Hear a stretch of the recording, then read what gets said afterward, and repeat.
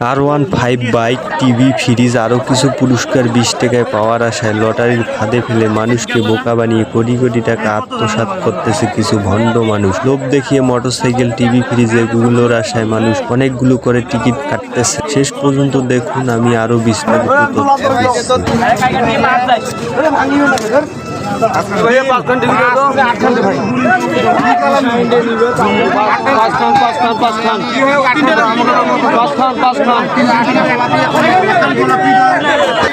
Guys, Rangpur বিভাগের সৈয়দপুর বাজারের সেনানিবাস, সেখানে ক্যান্টনমেন্টের সাথে বাণিজ্য মেলা বসেছে। সেখানে এই টিকিটের রেজাল্ট দেওয়া হয় রাত 11টার সময়। তারা এই টিকিট বিক্রি করে 20 টাকা করে।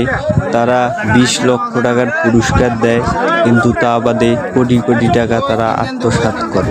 এমন তথ্য ভালো লাগলে অবশ্যই সাবস্ক্রাইব করবেন।